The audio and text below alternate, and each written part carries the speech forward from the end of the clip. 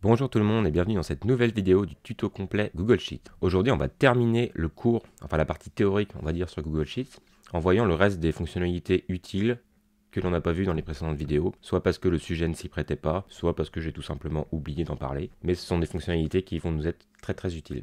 Donc à noter que c'est la dernière vidéo du cours, et là je suis en train de préparer un très gros exercice avec justement des données d'entrée un petit peu brutes, pour mettre en pratique tout ce qu'on a vu en théorie, un petit peu en mode mise en situation réelle, du genre de projet que je pourrais faire pour des clients par exemple. C'est parti!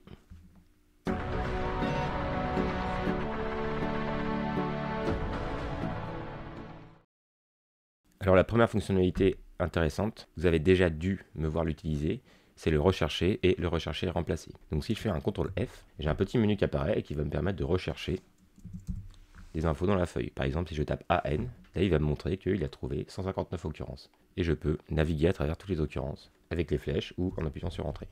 Donc CTRL F pour rechercher dans la feuille, et si j'appuie sur les trois petits points, autre option, je vais arriver sur le menu rechercher et remplacer. On peut aussi y accéder en faisant un CTRL H, ou en allant dans édition, rechercher et remplacer.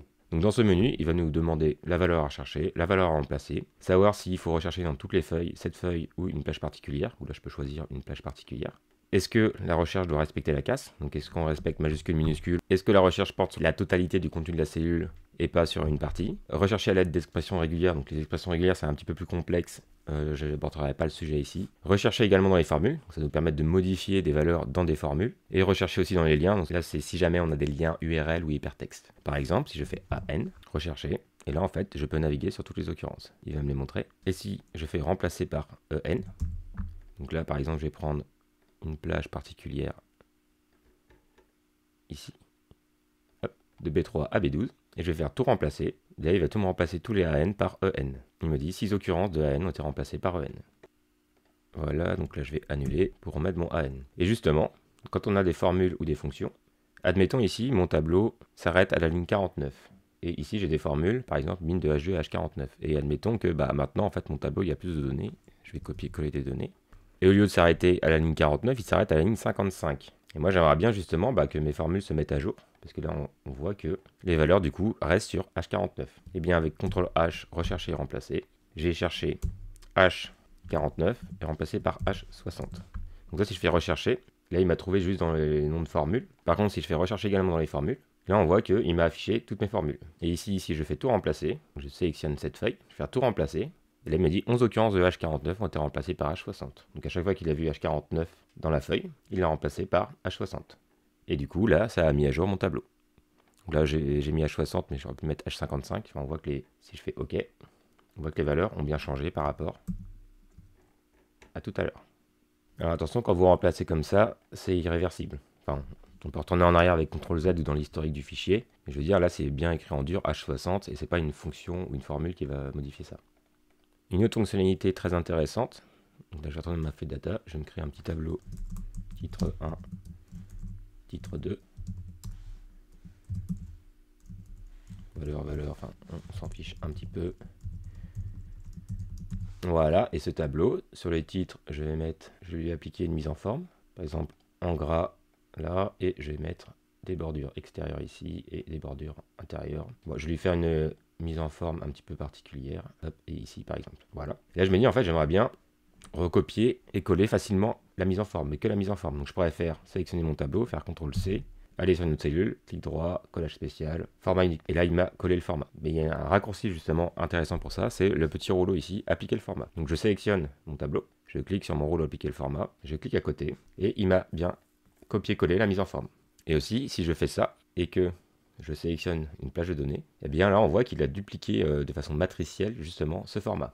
Et ça revient exactement à la même chose que de faire sélectionner une plage, clic droit, format uniquement. Et une autre option intéressante si vous voulez effacer la mise en forme aussi, dans le menu format, justement, on a l'option effacer la mise en forme. Donc ça va effacer la mise en forme en gardant les valeurs.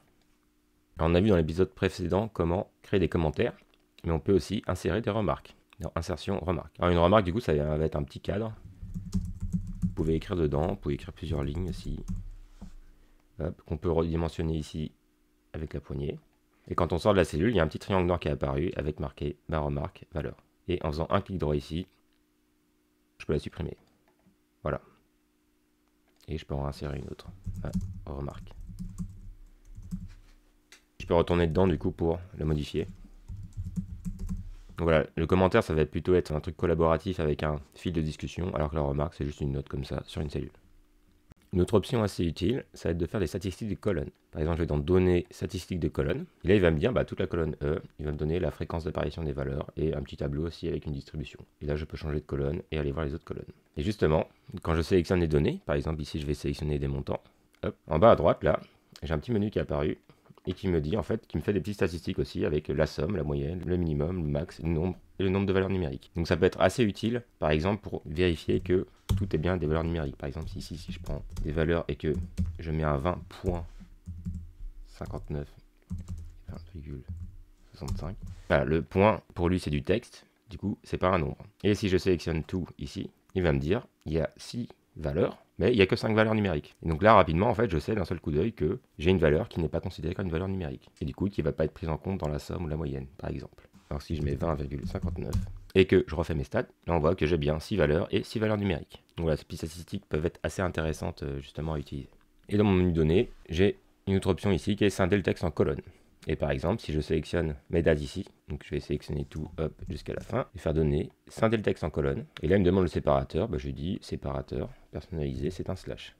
Je valide. Et là, on voit du coup qu'il m'a séparé mes dates avec jour, mois, année par un slash. Par contre, il a écrasé les données du coup sur la colonne d'à côté. Donc ça correspond exactement à la fonction split, sauf que la fonction split du coup va renvoyer des valeurs en sortie, alors qu'ici, ça va modifier les données de base. Et si je le fais, par exemple, ici, donc là, c'est des dates, mais l'affichage, c'est jour complet, jour, mois, année, scinder le texte en colonne, séparateur espace, voilà. Et là on voit que du coup il m'a séparé à chaque fois, comme il séparait une phrase en mots en fait, mardi 25 juillet 2023. Par contre du coup ça change vraiment les valeurs de base. Là c'est pareil, c'est définitif le changement sur le fichier. Bon, je peux annuler avec un CTRL Z. Tandis que la formule split, elle va pas changer la valeur initiale, par contre ça va renvoyer un tableau de données avec mes valeurs séparées par le séparateur. Alors maintenant, quand par exemple dans mes fonctions matricielles, je rentrais ma formule, ça peut être un peu long en fait à chaque fois de rentrer le nom de la feuille, point d'exclamation, ma plage de cellule, surtout si ma plage de cellule est toujours la même, de A2 à H49 par exemple. Et bien ce que je peux faire, c'est nommer ma plage. C'est-à-dire que je vais sélectionner ma plage de A2 à H49 ou à H55, là j'ai étendu à 55. Et ici, dans le champ du nom, donc là il me donne bien A2 H55, je vais écrire ma plage. Attention, il ne faut pas mettre d'espace, les espaces ne sont pas autorisés. Voilà. Et ici, quand je sélectionne, donc là j'ai toutes mes feuilles, et on voit qu'il y a un petit tableau avec une icône un peu particulière, et c'est marqué ma plage. Si je clique dessus, ça va la sélectionner. Et l'avantage de ça, maintenant qu'elle est nommée, c'est que je vais pouvoir l'utiliser directement dans les formules. Et par exemple ici, au lieu de mettre 10, 11, 12, formule et fonction A2 H49, je vais tout simplement écrire ma plage. Et là, on voit qu'il me la propose comme nom. Et on aura exactement le même résultat. Alors oui, c'est parce qu'en fait, il faut que je m'en mette à 55 partout. Sinon, j'aurai pas le même nombre de lignes et de colonnes. Voilà. Et on retrouve dans données, plage nommée, toutes mes plages nommées, que l'on peut modifier ou supprimer aussi. Et de la même manière, quand j'ai des fonctions aussi imbriquées entre elles qui peuvent être assez complexes à utiliser, par exemple là je mets du SUMPROD, je mets du texte à l'intérieur et que j'utilise toujours la même fonction, en fait je vais pouvoir créer dans données fonction nommée. Et là il me propose en fait de voir un exemple. Donc je vais utiliser l'exemple qu'il me le propose. Donc par exemple, on va créer une nouvelle fonction qui s'appelle contient. Donc le nom de la fonction ne peut pas être un nom de fonction qui existe déjà, c'est le nom avec lequel on va l'appeler. La description de la fonction, donc là par exemple il nous propose vérifie si la valeur apparaît dans une plage, affiche vrai si la valeur apparaît ou faux dans le cas contraire. Très bien, ça peut nous être utile. Espace réservé pour les arguments. Donc là, en fait, il nous dit cellule plage.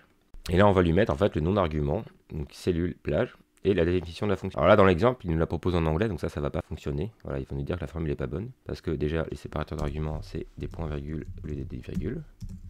Alors, les noms de fonctions sont en anglais, mais ça va fonctionner aussi. Je peux les remettre en anglais. Par exemple, nom. Donc là, le nom va inverser.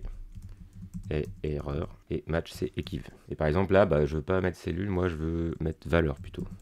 C'est plus clair que cellule. Hop, et je vais supprimer cellule, et ici je vais mettre valeur.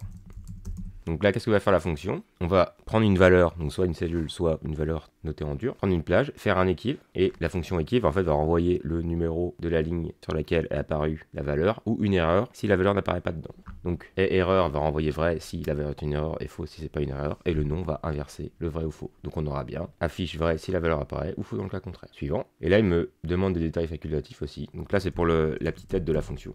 Valeur à rechercher. Il me dit plage dans laquelle vous effectuez la recherche, exemple d'argument, une plage en exemple, et valeur à rechercher, AN, on va rester sur le AN, et créer. Et là on voit que dans les fonctions de nommer, j'ai une fonction qui s'appelle contient, plage et valeur. Et maintenant, si je vais dans une cellule, je vais écrire contient, et il me dit directement contient fonction nommée. Ah, je sélectionne, et là en fait du coup il me met tout le descriptif que j'ai fait. La plage dans laquelle j'ai effectué la recherche, valeur à rechercher, contient B3, B14, AN. Donc là je vais rechercher, je vais prendre ma plage ici, et là je vais chercher par exemple manuel.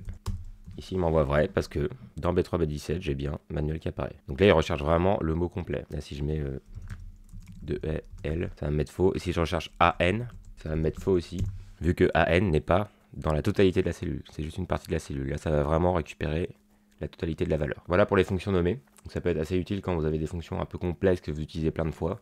Vous pouvez l'enregistrer en tant que fonction nommée et la réutiliser de façon beaucoup plus simple. Alors maintenant, une astuce qui va plutôt concerner les URL. Donc là, je vais agrandir ici. Donc cette astuce est valable un petit peu pour tous les documents Google Doc d'ailleurs, enfin Google Drive, et pas que pour Google Sheets. Donc je vais copier-coller l'URL de mon fichier dans une cellule.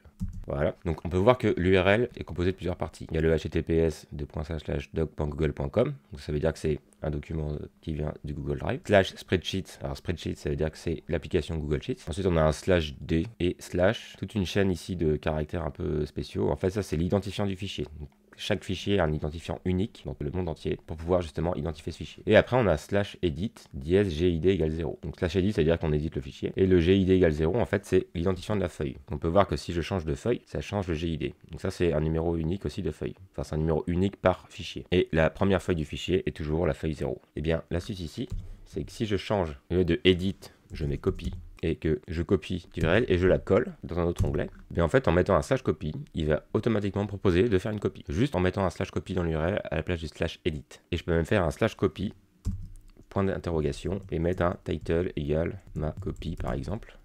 Et là si je clique sur créer une copie, donc ça va créer une copie dans mon drive, et le fait d'avoir mis un title égale ma copie, et ça a renommé automatiquement le fichier copié en ma copie. C'est exactement ce que je fais pour vous partager justement les documents qui soient copiés. Je prends juste l'URL, je mets un /copy à la fin, et comme ça peut le copier chez vous automatiquement. Donc ça c'est pour copier. Là je vais remettre mon URL de base. Et une autre astuce sur l'URL. Alors il y en a plusieurs comme ça, mais une qui peut être assez utile aussi. Donc je copie mon URL, je vais la remettre ici. Donc à la place du /edit, je vais faire un /export, et point d'interrogation, format égale PDF. Et là si je copie justement cette URL et que je la colle à côté, voilà, en fait là il m'a automatiquement téléchargé un PDF. Et si je l'ouvre, et bien en fait je vais avoir tout mon fichier Google Sheets en PDF, juste en changeant un paramètre dans l'URL. Bon là du coup il n'est pas mis en page ni rien, mais ça peut être assez utile pour donner un lien de téléchargement pour le PDF assez rapidement à n'importe qui. Voilà un petit peu pour les petites astuces sur les URL, donc c'est pas les seules, hein, il y en a plein d'autres, mais ça c'est celle que je trouve assez utile. Et enfin, dernière astuce qui peut être assez utile, dans partager ici, j'ai publié sur le web.